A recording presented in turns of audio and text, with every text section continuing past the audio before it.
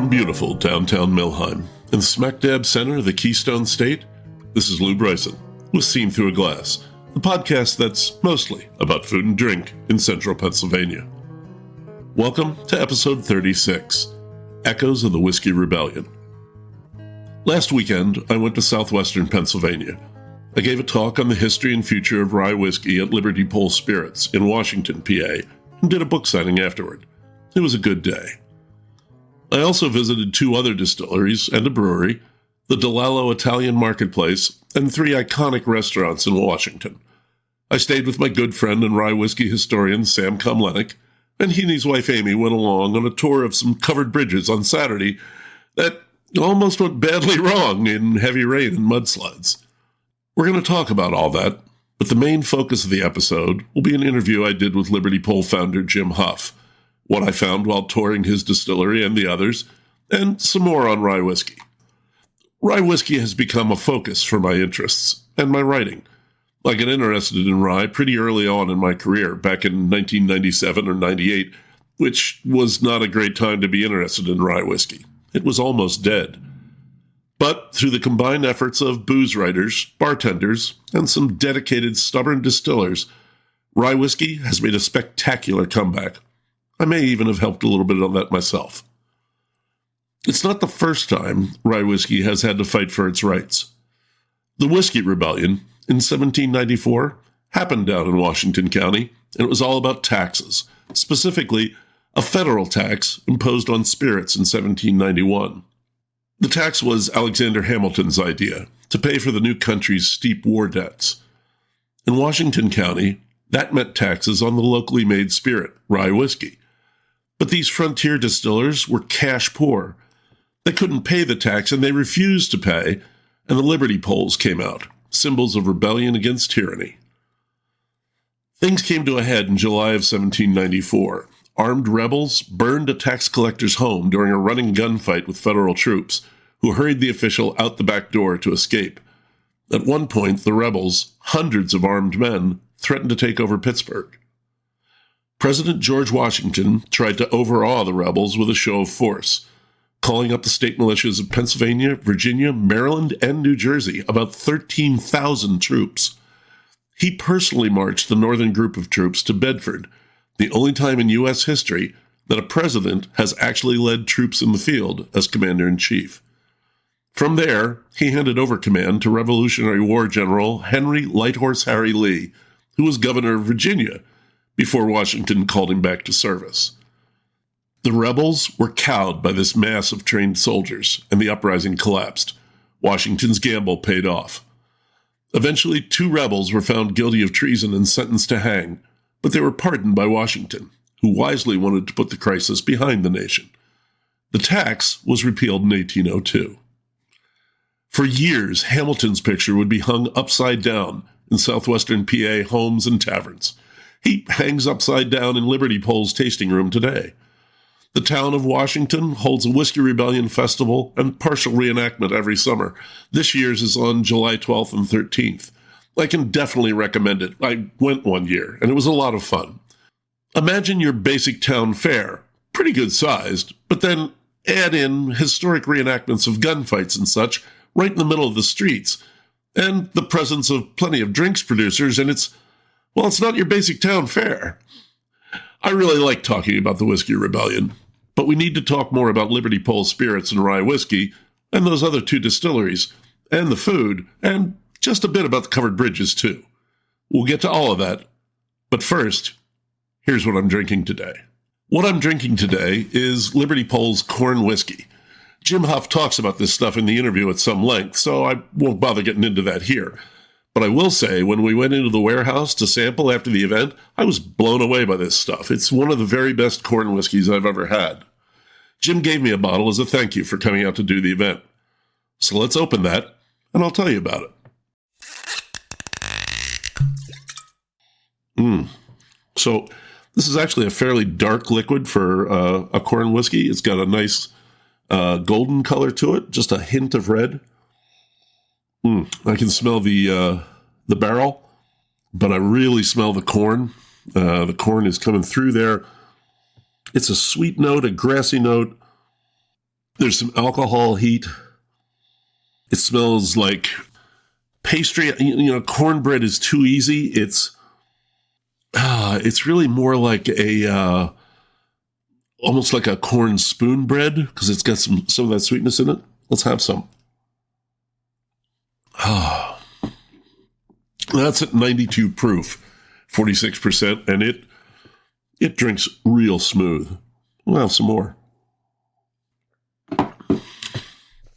Now, the thing with corn whiskey is a lot of times you have to search for the flavor because this stuff gets aged in used barrels.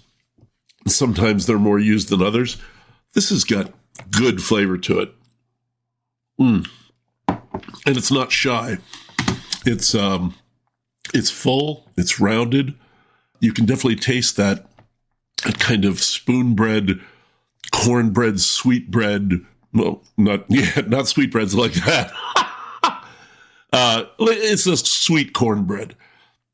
And it's not fiercely hot. It's got a nice mellow finish.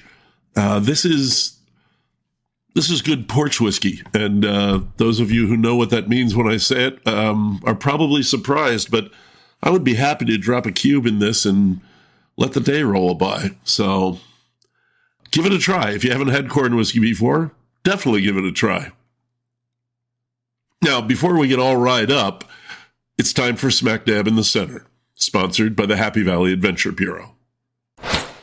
I literally find my part of Happy Valley inspiring every day. I look out the back door at the way the Millheim Narrows opens a leafy window over into Brush Valley, which is often experiencing quite different weather just a mile away. Or I look at my front door right down Main Street, Millheim. I see trucks, cars, tractors, bicycles, and Amish buggies with the gentle peak of Winkleblack Mountain in the background. Never fails to bring a smile to my face. If you're looking for that kind of inspiration, you should have a look at the new 2024 Inspiration Guide from the Happy Valley Adventure Bureau. You can find it under the Explore tab on the happyvalley.com website, along with the Outdoors, Arts and Adventure, and Dining guides. The Inspiration Guide features some of the best from each of the other guides: small towns, festivals, our great state parks, museums, and of course, our restaurants, wineries, and breweries. It's the top attractions in Center County, all in one place, designed to catch your eye and whet your appetite for more. Like it says, inspiration. I get it every day here, and now you can too. Get the guide. Jim Hough first reached out to me in January. "Come see us," he said. "You haven't seen the new distillery yet, and we'd like to do a talk and a book signing." I was happy to do just that, and we set it up. I gave them my talk about rye whiskey, and I'll give you the short version. Let's talk about rye before we talk about rye whiskey. Rye is kind of an outlier of grains. It's one of the youngest domesticated grain, having only been cultivated for about 3,500 years, compared to 5,000 to 10,000 years for crops like wheat and barley. It's hardy and will grow in cold climates in rocky soil. I've seen rye growing 4 feet tall in a skiff of dirt on a parked bulldozer blade. And it's a tall grass. Fields of rye will reach 6 feet. But rye is mostly grown as a food crop in Central Europe. Here in the Americas, the majority of rye is grown as a cover crop to hold soil in place and then be plowed under as so-called green manure to enrich the soil. This is the rye that some small distillers are encouraging farmers to harvest for their whiskey.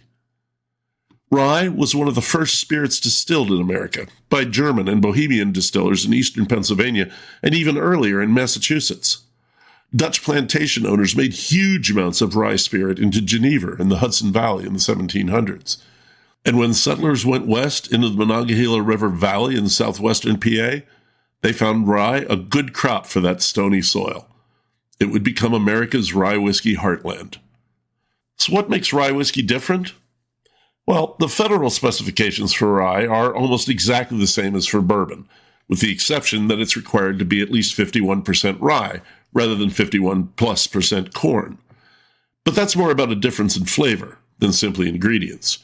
Rye is packed with flavor: herbal, grassy, minty, spicy, clove-like, with an oily bitterness, but also a grainy sweetness. All of these components may be there, or the distiller may accentuate some over the others. Different strains of rye have different flavors.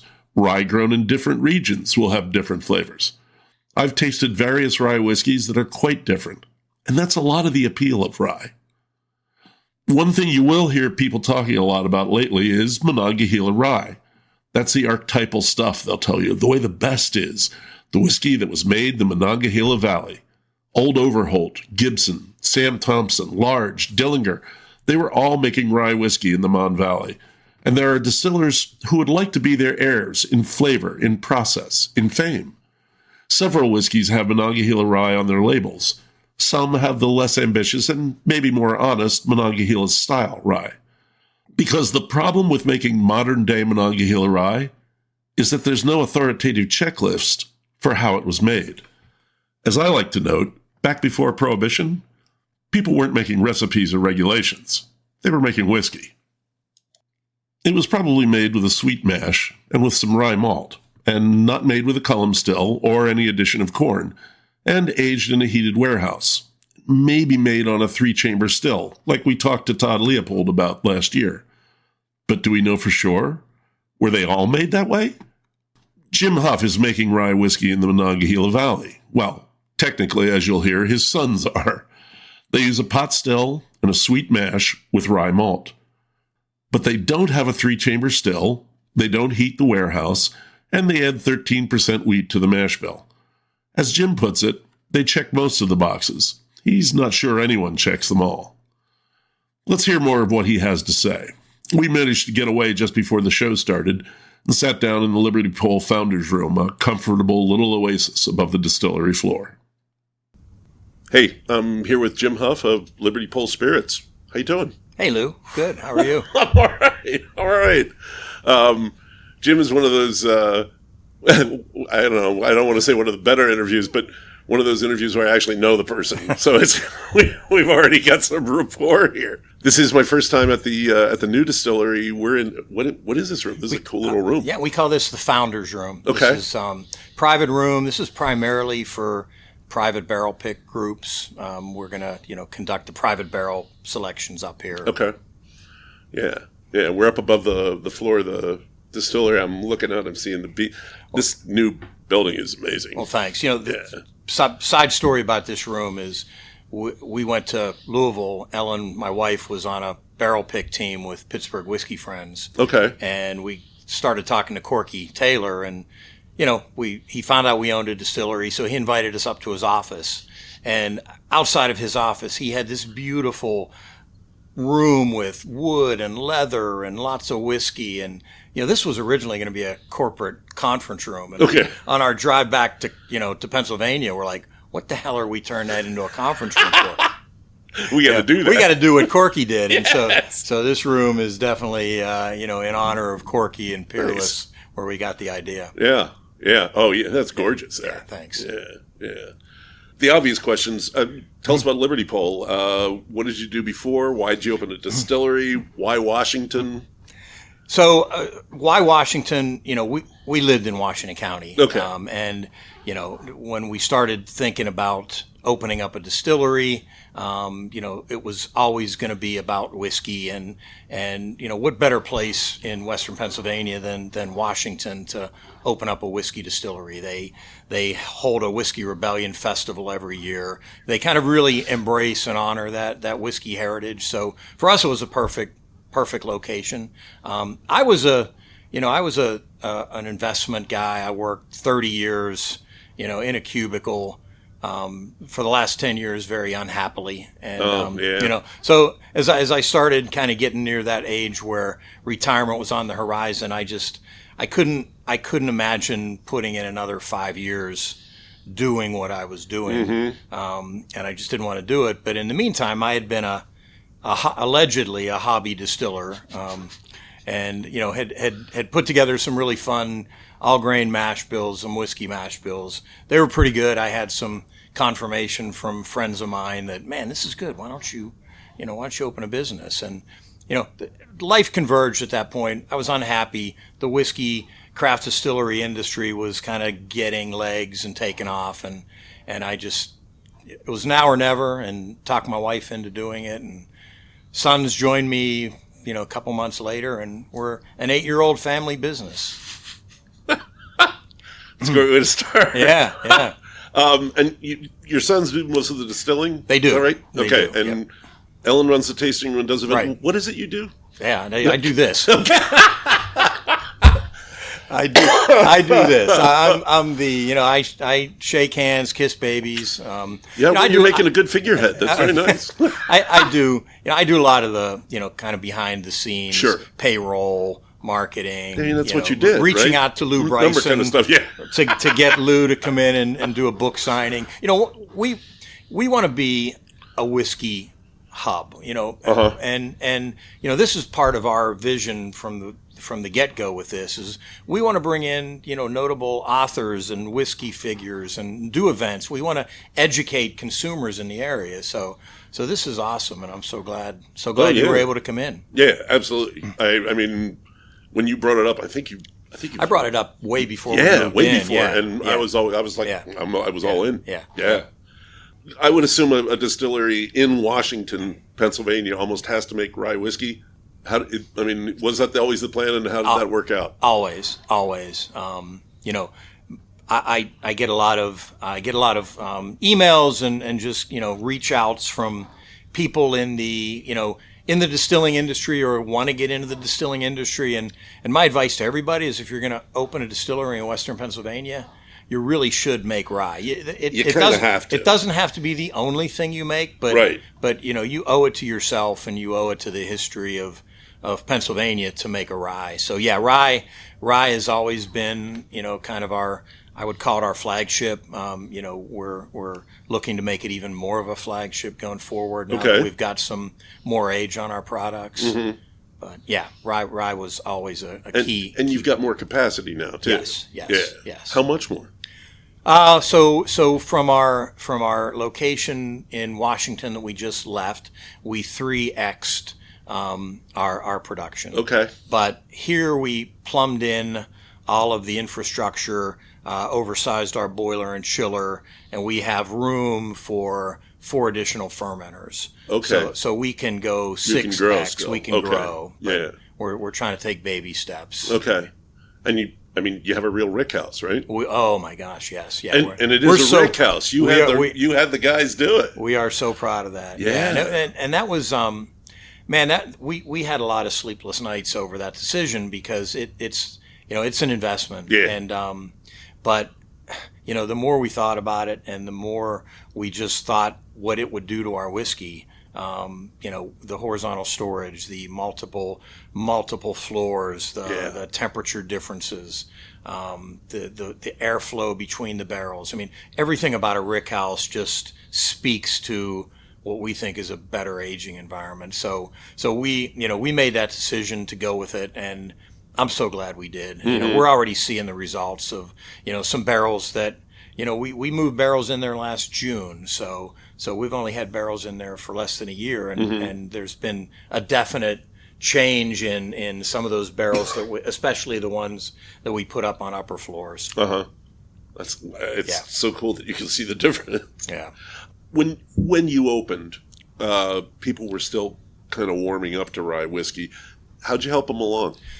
So, that's really a good question, and I would even argue they were warming up to craft whiskey. Yeah, that's true. Because we, besides rye, we did bourbon, we did a corn whiskey, we do a peated whiskey. And when we opened, everything we put out was coming out of a 5-gallon barrel, and then a 10-gallon barrel, right. and then a 15-gallon barrel. So the age kept creeping up from 6 months to 10 months to 18 months.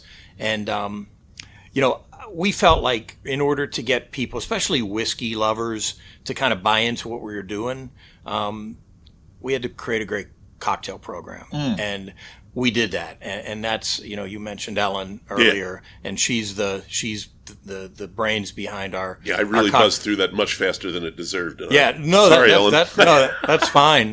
But yeah, so I think that's how we really kind of gained a foothold among the whiskey enthusiasts of the areas that, we showed people that, you can make a really good cocktail out of whiskey. When I grew up, Lou, I was probably in my 40s before I realized you didn't have to do a shot in a beer, right? You didn't have to take a whiskey as a shot. You could, you know, you could sip on it, or even better yet, you could make a great cocktail out of it. And, you know, we've turned a lot of, you know, kind of people into whiskey lovers through just fantastic whiskey cocktails. Yeah, I think a lot of people had the impression that whiskey had to be painful to be good. Exactly. Yeah. Exactly. Although I got to say, the hazmat whiskey drinkers almost make me wonder if that's what they're going for. Medicine is better if it tastes bad. Exactly. Hold your nose. Yes. There is as we both mentioned, there's a deep well of historical connections to whiskey here in Washington.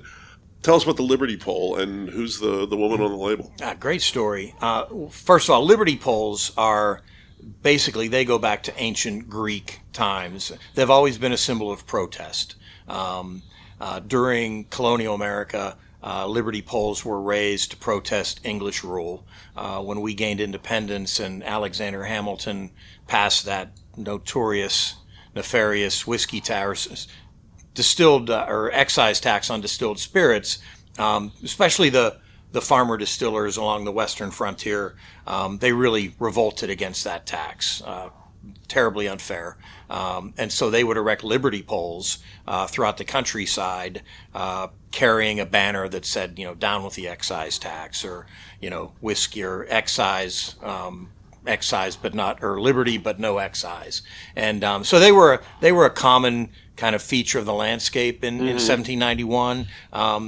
On August 4th, I think, in 1794, right at the culmination of the rebellion, the Whiskey Rebellion, 300 people gathered in what's now Washington to erect the Liberty Pole. Word of that gathering got back to Hamilton and President Washington, and that was one of the triggers to form that militia to march on Western Pennsylvania. The lady, we call her Spirited Jane. Okay. We based her on Jane Miller. There's a really famous, and it still stands. It's called the Oliver Miller Homestead. It's in South Park. It's a Whiskey Rebellion era farmhouse, and the Millers were distillers who refused to pay the tax.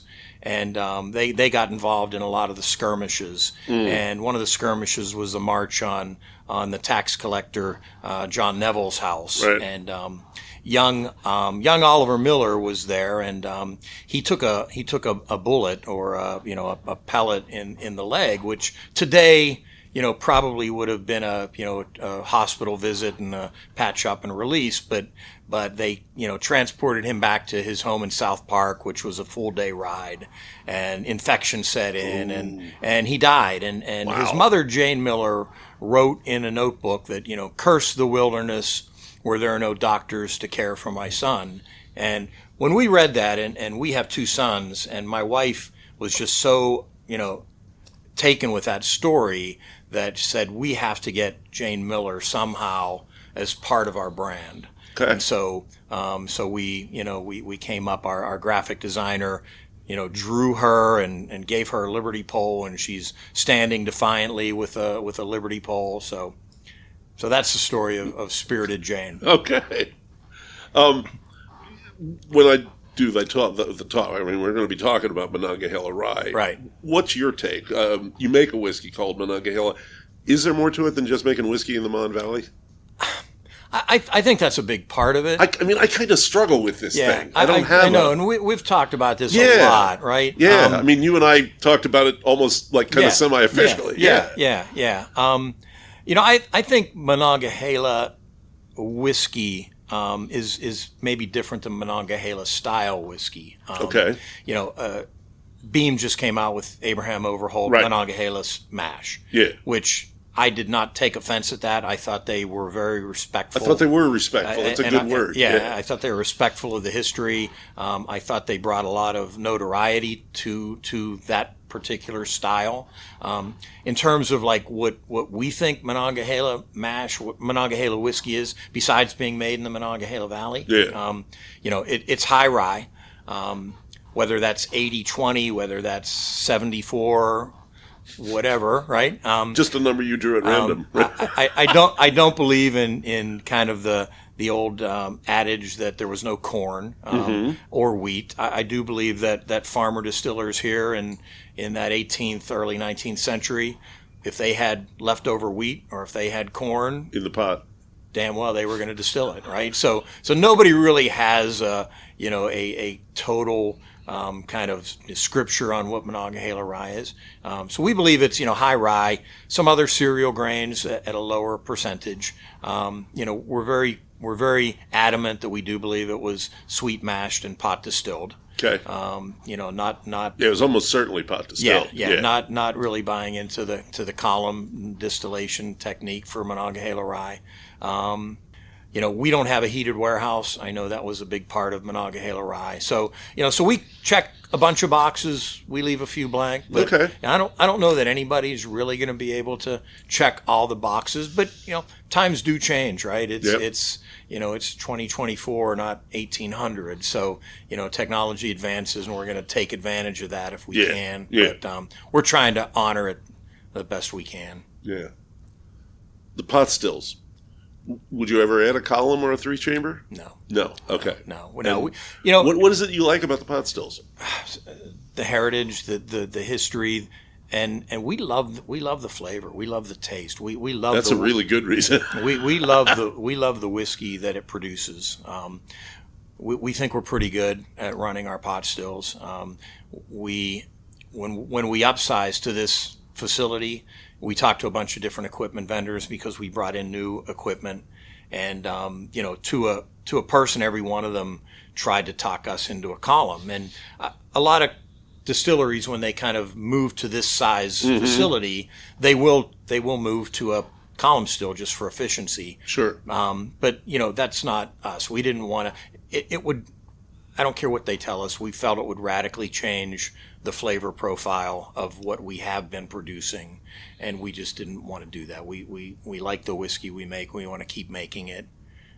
Yeah. I mean, obviously, people who are buying it like it too. So we hope so. Yeah. You don't want to piss them off. We do kind of think that pot still whiskey is going to have its day. I think there's more and more kind of awareness of pot distillation versus column, and I think it behooves us to try to educate people on that, and we do it every day when people come in here. So we're big pot still fans. Yeah. You're a whiskey only distillery, is that correct? That is correct. We only make whiskey. We brought in a gin that we didn't make. We sourced a gin, but we rested that in ex-bourbon barrels for about 10 months. Okay. So it's a whiskey drinker's gin, and we mainly brought that in, Lou, just to add it to our cocktail menu. Sure. Right. And you do a corn whiskey, which is not. I don't want to say not normal. That sounds weird, but it's not a common thing. It's not, and from day one, as a craft distiller, you have to be different. You have to have a different portfolio. Yeah. The saying in the the industry, you can't out Jim Beam. So Jim Beam doesn't make a corn whiskey. Very few, besides mellow corn. Yeah. There are not a lot of corn whiskeys out there, and that was just one of our SKUs that we wanted to go to early because A, it's different. Yeah. B, it's really good. And there's a lot of, we see it in people's faces when we do a tasting. Oh, corn whiskey. Is that going to be anything like my Uncle Jim, who distilled corn liquor, on his back deck? And, and there's a big difference, and there's a little bit of a bias against corn whiskey because Sure. I think a lot of people have that, picture of what corn liquor is. But man, a good corn whiskey, we age our corn whiskey in our ex-bourbon and rye barrels. It's simple. It's very light. It's sweet. To me, it's the perfect summertime whiskey. Yeah, I don't think people know what corn whiskey. Can you just give us a real quick breakdown on the difference between corn whiskey and bourbon? Yeah. So bourbon has to be at least 51% corn based. It has to be aged in a new charred oak barrel. all the other whiskey had distilled under 160 proof, goes into a barrel at less than 125 proof. Corn whiskey has a similar requirement for corn, but it's a higher bar. Corn whiskey has to be 81% or more corn. Bourbon also could be 81% corn. There's no upper limit on corn in a bourbon mash. What really makes our corn whiskey is that it doesn't go into a new charred barrel. It goes into used cooperage. And that makes it corn whiskey. It's no longer if we put that same mash into a new charred barrel, it would just be a high corn bourbon. Yeah. But so we use used cooperage. So you get a lighter color.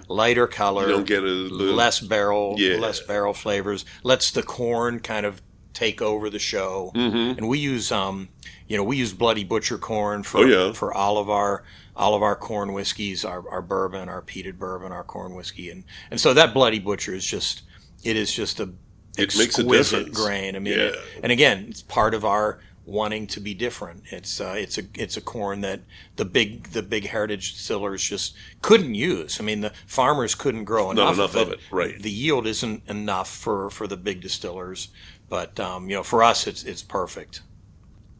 What if people come here to visit? Are there distillery only bottlings? Yes, we do. We just did a single barrel yesterday. Okay. So we try to do a single barrel once a month, once every other month. We have numerous limited distillery only releases throughout the year. Okay. Right now we have a peated rye whiskey that's going to be part of we're going to be our tasting today. That's on the shelves right now. The Monongahela rye that'll be coming out shortly will be a distillery only release. So yeah, we do a significant number of distillery only releases. Can you tell us about the tours? Yeah, we do tours on Thursdays, Fridays at 6 o'clock. Okay. We do tours on Saturdays at 1 and 4, and we do a Sunday tour at 1 o'clock. Okay. Those are about an hour and a half. Oh wow! Yeah, we it's a real tour. We go down in the weeds. Yeah. I mean, as deep as somebody wants to go, we've had 2-hour tours. If you get a group that is particularly interested and they want to know, we let them. We don't rush them out of here. That's great. But the tour includes, the tasting, the walk through the rick house, flight tasting at the end, and a Glencairn glass to take home with them. Now in May, we are going to start what we call our Barrel House Immersion Tour, and that's going to be on one Sunday a month. And that will be an 8-person, up to 8 people per tour. We will go into the barrel house. We will thief from 3 barrels, and then whichever barrel was your favorite, you can fill your bottle and take that home right from the barrel. Yeah. So, wow. Yeah. That's cool. The tasting room. Yes. Can I just walk in here?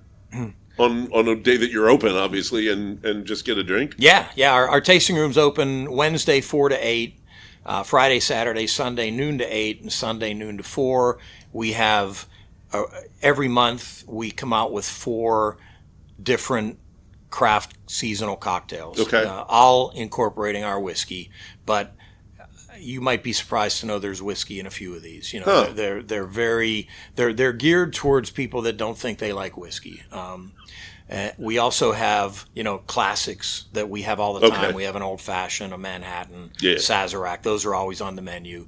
We have, our single barrels sell out pretty quickly. So we've started saving a couple bottles from each single barrel release, and we have those on the bar as pours available. So if you missed out on the Weeded Terrier release last year, that might be on the bar today, and you can get a pour of it and at least taste it. Yeah. We have small bites. We have You met Alex. We have a great chef. We tried to put together kind of our meeting house, our tasting room is, patterned after an 18th century colonial tavern. Mm-hmm. So we tried to put together a menu that suits that. We have meat pies. We have a lamb meat pie and a chicken meat pie, and we have a smoked trout dip. Just tried to think of the foods that were available to those folks in 1791 and build a menu around it. Nice. Yeah. I like that.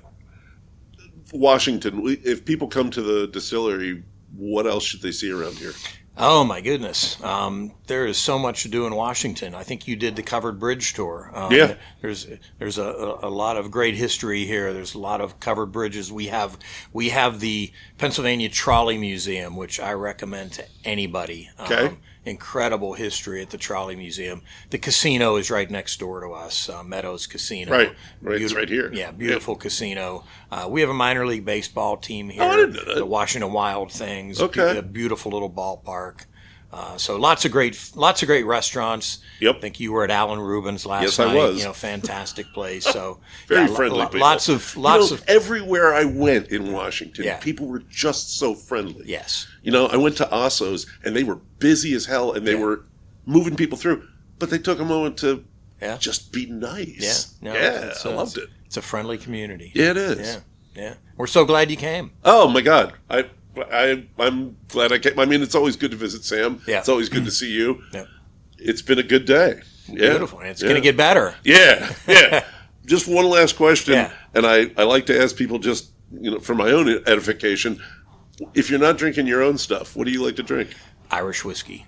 Really? I do. That was my go-to, my first kind of whiskey love, and I'm still a big Irish whiskey guy. Yeah, I keep a lot of bourbon around the house. I drink a lot of rye, but I've always got a bottle of Irish ready. Oh, me too. Yeah. Redbreast is my go-to. Yep. They just make a beautiful whiskey. Yeah. Well, I guess we're going to get to the talk and have some fun with some people. Can't wait. Yeah. I've got a packed house coming in, so we're looking forward to it. All right. Thanks very much, Jim. Appreciate it. Thank you. Take care. It. Yep, take care. After the interview, I gave my talk with substantial support from Sam. It was a great crowd, 50-plus people from as far away as Central Ohio. Liberty Pole has some solid fans.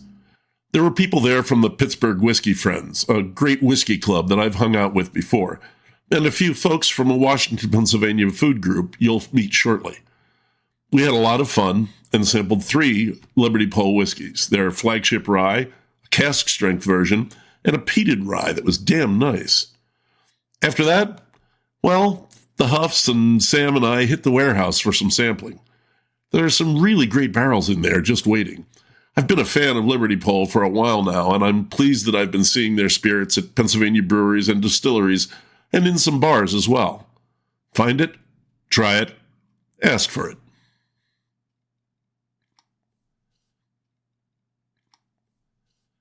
As I said, I did go to 2 other distilleries. On Saturday, Sam and I went up to Creighton, where the new Pittsburgh Brewing Company is making Iron City, Icy Light, and a bunch of other brands the brewery in Pittsburgh used to make. It's a gorgeous place, an old Pittsburgh plate glass plant, right by the Allegheny River. There's a huge tap room and a space for concerts that should be open this summer. The new owner has put a lot of money into it, and the sales seem to be good. He's also built the new Iron City Distillery, where Matt Strickland is already making some very promising spirits. Matt's an experienced practical distiller and a distilling instructor who teaches others to distill. He takes a very serious and considered approach to distilling, but I can tell you that he has fun with it too. Matt took Sam and I through the distillery. They have a large pot still, no hybrid column. Well, it looks like it, but Matt took the plates out and runs it as a straight pot. And then we went to the warehouse and started tasting whiskeys. None of them more than about a year old. We tasted spirit made from 3 heirloom rye strains, Rosen, Danko, and Aroostook, and they were gratifyingly different, even after only a year in the barrel. The Aroostook in particular was quite different, lighter in body, a little drier in the mouth. I'm fascinated by the thought of what could be done with blending the 3. We also tasted a bourbon and a single malt. Interestingly, Matt's using mostly lighter char barrels, levels 1 through 3, as opposed to the Kentucky standard of 3 to 4. He's also using a high level of toasting in the barrels, which brings out different flavors. I was going to do a short interview with Matt for this episode, but by the time we had tasted some whiskeys, I could see that there was plenty to chew on here. His 3-chamber still is supposed to arrive in June, so I talked to Matt about coming back in maybe August or September to do a full interview and see how that's coming along. I'll keep you apprised. After spending about twice as much time as we'd planned to at Iron City, we headed down the road to Somerset to visit the Ponfeigh Distillery. Owner Maximilian Merrill has been trying to get Sam and I to come to visit for a while, and today was the day. They just started operating recently, and the whiskey we were served was actually made at Southern Distilling in Statesville, North Carolina, to Merrill's specs. It was pretty tasty. We took a short tour. The distillery is in a former 84 lumber building. We saw the milling room, the mashing kettles and fermenters, and the 15-inch column still and doubler. That was a bit odd. Maximilian poured off a sample of White Dog from the spirit safe, and it was pretty tails heavy, oily, cheesy, kind of unpleasant.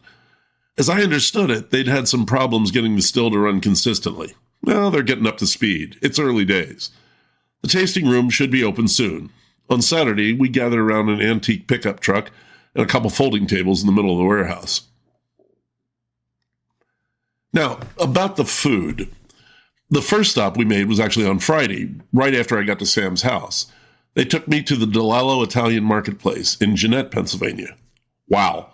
I've been buying Delallo's Italian foods for years. Never knew they were in Western PA. It was a huge place, kind of like a deli supermarket, with nuts, pasta, olives, cheese, marinated and pickled vegetables, olive oils and vinegars, charcuterie of all kinds, fresh breads, spices, prepared foods, sauces. It was kind of overwhelming, but I managed to get out after spending only a little over $100. I thought I did pretty well. Sam got us sandwiches for lunch. I took the mortadella combo. It was huge, but I mastered it. It's delicious stuff and sliced thin for better flavor. Then we stopped at the Fredericktown Butcher Shop, where I picked up some Saris candy, and Sam got wine-marinated steaks. The Butcher Shop had been recommended by folks on the Washington, PA Food Group on Facebook. They're just as friendly as the foodies of State College. The food group also recommended a bunch of places in Washington. On Saturday, after our visit to Ponfeigh, I dropped Sam off at his house. He had to get his lawn mowed before the rain started again. Then I ran over there to get my grub on. First stop was just before closing time at Shorty's Lunch, another hot dog joint. Folks, I've been eating Greek sauce hot dogs for over 35 years now, and I have to say, this was one of the better ones. And it's really down to the sauce, because everything else was pretty standard, including wishing I asked for more mustard, but the sauce was exceptional, boldly meaty, and with a real zip of spices, a punchy exuberance that put it over the top. I'm a little embarrassed to admit that I gave in to temptation and got gravy fries, too, but that was some good beef gravy. Really reminded me of what my grandmother used to make, what she called her sweet gravy, full of flavor and smoothly full. Food memories are the best. I scooted back into town to Osso's for 2 cuts of cold cheese pizza. Cold cheese pizza is a square-cut, crisp crust pizza that's kind of basic, except you can specify that you want the extra, which is a small handful of cold shredded mozzarella on top of the already baked pizza, just as it goes in the box. People in the area swear by it. I have to be honest, I didn't get it. It was exactly what you'd expect, some extra unmelted cheese on top of a $1.10 cut of pizza. It sure did seem to be popular because the place was busy on an early Saturday night. It was fun to try. Then I went to Al'an Ruben's, which the group had pretty much said was the one place I simply had to go. I waited a half an hour, and got my table. Except it really wasn't that simple. Everybody was talking to each other. The hostess was also working the bar and still found time to talk to me to make sure I knew what was going on. And here's the deal. Chef Al prepares every dish to order, and that means more than usual. I figured it meant he cooked each one as it was ordered, but he does everything to order, including the sauces. So when I ordered the house special chicken collini with a side of penne and marinara, he made that portion of the light, delightful lemon pepper cream sauce and the bright, fresh marinara for my order right then. He wasn't warming it up from a big batch he'd made that morning. I was impressed. The chicken collini, well, that was a very nice chicken cutlet, crisp and not at all greasy, with that lemon pepper cream sauce, crab meat, and artichoke hearts. It blended so well. It was a delicious dish. The pasta in my side was maybe a bit overcooked for my tastes, but I know a lot of people do like it that way. And that marinara, as I said, zesty and fresh. My waitress, Mel, was personable, but not oversharing, if that makes sense. Everyone on staff was friendly. There's a place we go to in Aberdeen, Maryland when we're passing through. It's a favorite called Mammy's Cafe with Love. And Al'an Ruben's reminded me a lot of that. By the time I left, 4 waitresses had checked in on me to make sure everything was okay, and it weirdly wasn't weird. I was urged to come back, and I'm pretty sure I will. Thanks, guys. Thanks, Washington Food Group. About those covered bridges, it could have gone better. We went into the far southwest of Pennsylvania Friday afternoon with an ambitious plan laid out to visit almost 20 bridges. We got to 6. Things started out well at the Carmichael's Bridge, which was this neat little white bridge tucked right into the middle of the town of Carmichael's. But as we went on to the White Bridge, that's the name of it, the White Bridge, we started to run into the high water caused by a week of rain that was still coming down. And then the run to the Nettie Woods Bridge was a treacherous scrape down steep dirt lanes. Things were getting a little dicey. We deliberately went around a road closed sign at one point to see another bridge, and the road was open to the bridge, in my defense.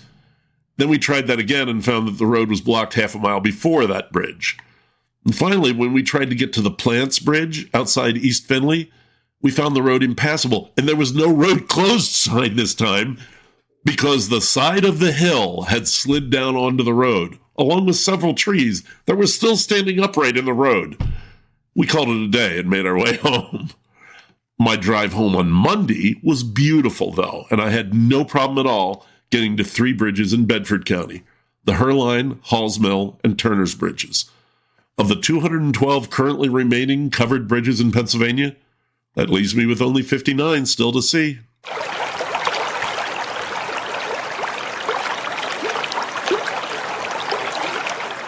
Hey, a last-minute warning. I told you about this last episode. This weekend, Saturday, April 20th, I'm going to be doing a fun talk session with Dan Pucci, the co-author of American Cider, at Plowman Cider's Gettysburg Taproom. It's a celebration of Earth Day in Pennsylvania, and I'm going to talk about rye whiskey, and Dan will talk about cider, and then we'll talk about both together and take questions from, well, whatever audience we get. I don't have the exact details because we're kind of winging it, but it's going to run from 3 to 5. I'll have books, and I'll probably bring some stickers, too. If you find that interesting, check out Plowman's Facebook page and look for the event. Hey, there's an apple grafting workshop at noon, too. That's the show. My thanks to Jim Hough for the interview and for inviting me down to Washington to do this event. My sincere thanks to Sam Komlenic and Amy for once again hosting me over the weekend, and especially to Sam for tagging in on the talk. Everyone had a great time. As always, you can see those episode-related pictures on Instagram at Stag Podcast and on Facebook at Seen Through a Glass. If you're listening to the show on the radio at WSOV, there are over 30 more episodes to enjoy, including a Milheim episode and a Nittany Valley episode. You can find Seen Through a Glass on Spotify or Apple Podcasts or directly on the Podbean app. If you'd like to toss a bit in my hat to keep the show going, I have a coffee button in my Instagram link tree. That's at Stag Podcast and at the Facebook page. It's an easy way to drop me a few bucks online to help keep this going. And if you've already donated, thank you. Hey, there are 2 more modern-day connections to the Whiskey Rebellion. Wiggle Whiskey in Pittsburgh is named for Philip Wiggle, one of those 2 men who were sentenced to hang for the rebellion and then pardoned by George Washington. Washington reviewed his troops at a field beside the John Bonet Tavern in Bedford, which is still in business, a great place that can truly say Washington slept here. The next episode is, well, once again completely in the wind. I have got to get organized. There's plenty to do shows on. The more I do this, the more ideas I have. It's just a matter of figuring them out farther ahead. Until then, thanks for listening. This is Lou Bryson on Seen Through a Glass from the smack dab center of the Keystone State.